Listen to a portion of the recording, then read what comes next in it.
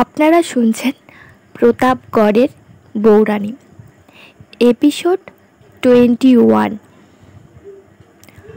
বাসন্তীর কথাগুলো শুনতে শুনতে তন্ময় হয়ে গেছিলাম। ওর শেষ কথাটা মনে দাগ কাটল। ওকে থামিয়ে জানতে চাইলাম, বাসন্তী, আমার স্বামী এই যে শয়তানের আত্মজ, তা বলার আর অপেক্ষা রাখে না, কিন্তু ওর এই আত্মপরিচয় কবে হলো?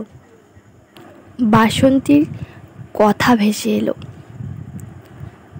তোমার স্বামীর মধ্যে জন্ম থেকেই এক আলাদা বৈশিষ্ট্য ছিল, আর 5টা সাধারণ বাচ্চার মতো সে ছিল না।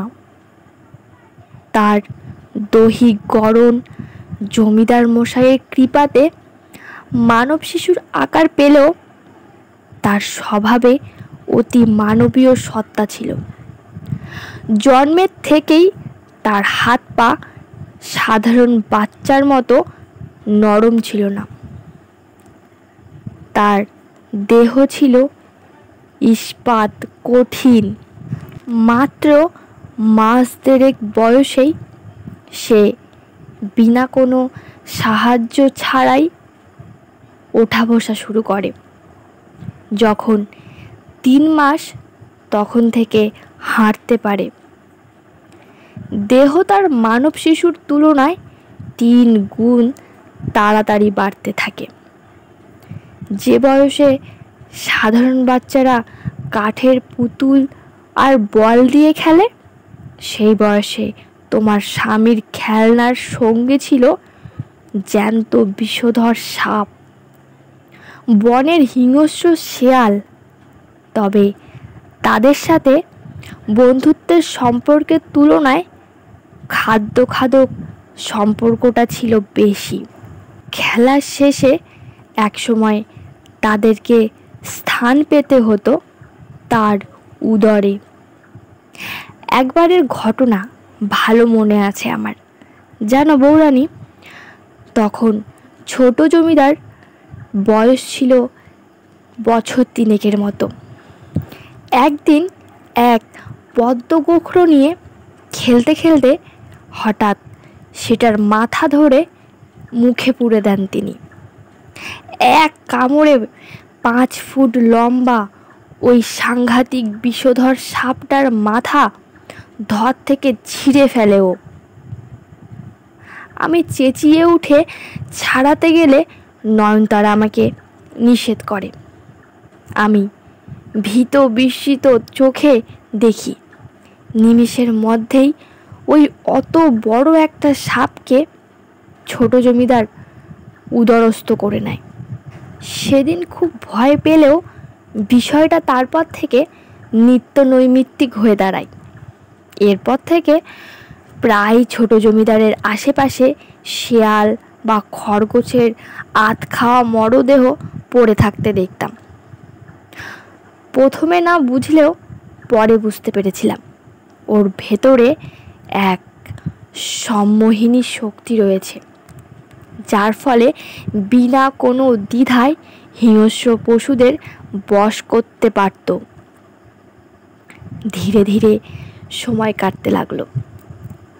শয়তানের ছেলে এই বাড়ির চৌহদ্দির ভেতরেই বড় হয়ে উঠতে লাগলো। নয়নতারার তত্ত্বাবধানে ওর অক্ষর জ্ঞান হলো। ওর অতি মানবীয় ক্ষমতার কারণেই খুব তাড়াতাড়ি সব কিছু আয়ত্ত করতে পারত। অল্প কিছু দিনের মধ্যেই একাধিক ভাষায় ও পারদর্শী হয়ে উঠল। অঘরিণীর পর্যবেক্ষণে ও প্রাচীন বেদ উপনিষদের শিক্ষা পেল। সেই সাথেই পিশাচতন্ত্রের সাথেও ওর পরিচয় হয়ে যায়। যে ডাকিনী বিদ্যা আয়ত্ত করতে মানুষের বছরের পর বছর সময় লেগে যায়, সেই ভয়ঙ্কর বিদ্যা মাত্র 10 বছর বয়সে ও কারায়ত্ত করে। পিশাচ মতে কালো জাদু, মারণ উচ্চাটন, মোহিনী সম্মোহন শেখেও। কালে কালে ওর যখন 15 বছর পূর্ণ হয় তখন নিজের সদ্য লব্ধ ক্ষমতার দ্বারা ও শয়তানের সূক্ষ্ম সত্তাকে জাগিয়ে তোলে। এই কিছুক্ষণ আগেই যাকে তুমি ওই ঘরে দেখেছ সে এখনো সূক্ষ্ম শরীরে বিরাজমান এই বাড়িতে। স্থূল রূপে না থাকলেও সে তো শয়তান। ঈশ্বরের মতোই তার ক্ষমতাও অপরিসীম। নিজের আত্মযোগে নিজের মতোই সর্বশক্তিতে বলীয়ান করতে সে ওকে নিজের শক্তির অর্ধাংশ দান করে, আর এ জগতে তার জন্য অগাধ আসন্ন বিপদের কথা জানিয়ে সতর্ক করে দেয়। বাসন্তীর কথায় অবাক হলাম। বললাম, এ তুমি কি বলছো বাসন্তী? যে নিজে সমগ্র পৃথিবীর জন্য ত্রাসের কারণ, তার জন্য বিপদ কি করে তৈরি হতে পারে? পারে পারে বৌরানী, জানো সেই বিপদ কে? কে? তুমি। এই বাড়িতে আসা ইস্তক অনেক অবিশ্বাস্য ঘটনা প্রত্যক্ষ করেছি, অনেক বিস্ময়কর জিনিস নিজের চোখে দেখেছি, কিন্তু তাই বলে এমন এক কথাও কোনোদিন শুনবো তা আমার জানা ছিল না। আজন্ম কাল ধরে মামির গঞ্জনা, অত্যাচার আর মামার নীরব অবহেলা সয়ে বড় হয়ে উঠেছি। আমি কি করে ওই নররূপী বিভীষিকার জন্য বিপদ হতে পারি? ভাবনার বহিঃপ্রকাশ বাক্যেও হলো। বিস্ফোরিত চোখে বাসন্তীর মুখ পানে চেয়ে বললাম, আমি আমি হলাম তোমার ছোট জমিদারের বিপদের কারণ? তোমার মাথা ঠিক আছে তো বাসন্তী, নাকি উন্মাদ হয়ে গেছো? আমার মতো সামান্য এক নারী কিভাবে ওই শয়তানের ঔরসজাত ত্রাস হতে পারি? কি শক্তি আছে আমার যা ওকে ভয়ভীত করতে পারে? বাসন্তীর কণ্ঠ ভেসে আসে, না বৌরানী, উন্মাদ হইনি আমি। যা কিছু বলছি জেনে বুঝেই বলছি। তোমার মধ্যে যে অপরিসীম শক্তি আছে তা তুমি নিজেও জানো না। আচ্ছা, তোমার মনে আছে আমি তোমাকে একটু আগেই বলেছিলাম আমাদের জমিদার মশাই শাক্ত সাধক ছিলেন, আর সন্তান প্রাপ্তির জন্য নিজের স্ত্রীর বিপথগামী হয়ে শয়তানের উপাসনার খবর আমার থেকে পেয়ে ও এমন এক পথ খুঁজে বের করে যায় যার দ্বারা শয়তানের জাতককে বিনাশ করা সম্ভব, আর সেই বিনাশের মাধ্যম হবে এক নারী। আমি সম্মতিসূচকভাবে মাথা নাড়ালে ও আবার বলল, বৌরানী, জমিদার মশাই জানতেন তার পক্ষে ওই শয়তান পুত্রকে বিনাশ করা সম্ভব নয়। তাই দীর্ঘ 3 মাস ধরে তিনি এক যজ্ঞ সম্পূর্ণ করেন। নিজের শক্তি দিয়ে মা জগদম্বাকে জাগরিত করে, তার করুণাস্বরূপ অখণ্ড শক্তির কলস প্রাপ্ত করেন।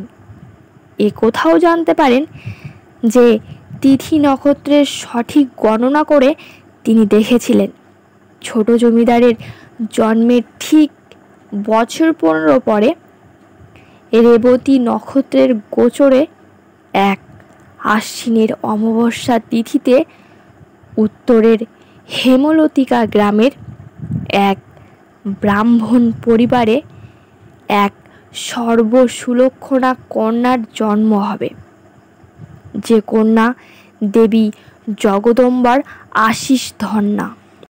তার হাতেই এই বাড়ি সর্বকুলস মুক্ত হবে। ছোট জমিদারের রূপে যে ভয়ানক বিভীষিকা পৃথিবীর মাটিকে নরকে পরিণত করতে এসেছে তারও বিনাশ হবে। বৌরানী, তুমিই সেই কন্যা, আমি সেই মেয়ে যে এই শয়তানের বংশের বিনাশ করবে। কিন্তু কিভাবে বাসন্তী? কি করে পারবো আমি? কোথায় পাবো সেই শক্তি আমি? বাসন্তীর 2 চোখ জ্বলজ্বল করে উঠল।